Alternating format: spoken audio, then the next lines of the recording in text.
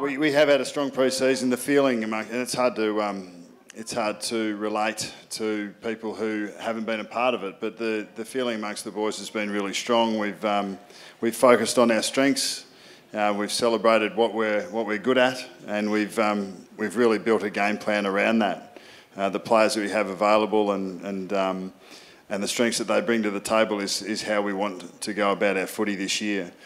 So it's been a really positive attitude. As I said, the attitude of the players to each other and to the staff has been first class, and there's a good feel around the place. As Das would call it, vibes. Das and Broads would call it vibes, and it's been good. And we're looking forward to the challenge of the season, and we're pretty well prepared physically, mentally, emotionally, and ready to go.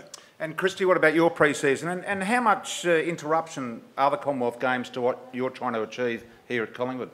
We do have 4 players heading off to the Gold Coast in a camp next week, and then they're away for 3 or 4 weeks in April. So I think I counted today, there's 7 sessions left altogether, and then potentially 2 when they all get back.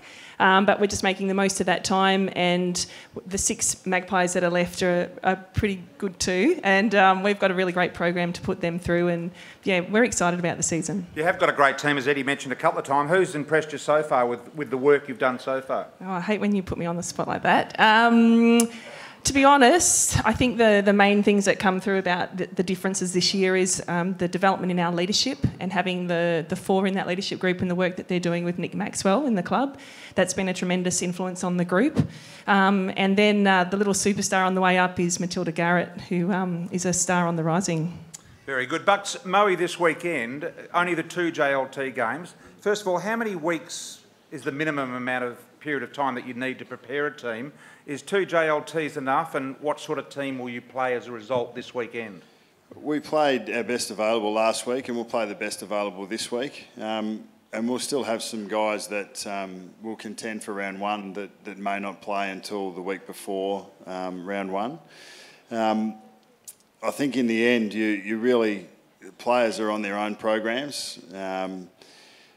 You can definitely overload, but we've been able to get a good deal of work into most of the players, whether it's football training or the running work that they do in rehab.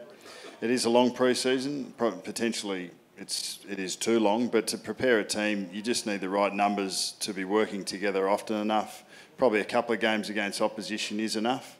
And the AFL in its wisdom took 1 of those games out from the JLT.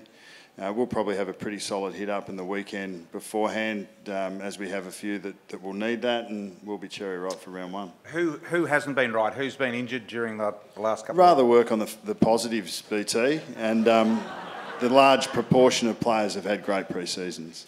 Absolutely fantastic, Bucks. That is good. Kristy, the training environment around here, how has it been for you and the girls coming to an environment like Collingwood? Look, it's just incomprehensible, the amount of support that's at the club. We're really lucky that we're able to share ideas, like us coaches get together with Brad Gotch organising that. We've got good resources around us. It is amazing, and we do our best to make the most of it, and we like to challenge it too.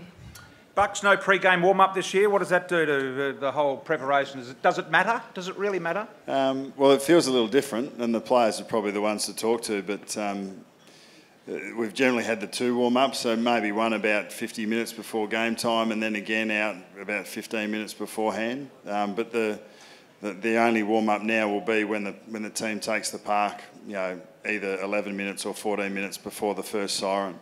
5 minutes before the first siren, no shots on goal, so we need to get that done when the players first get out.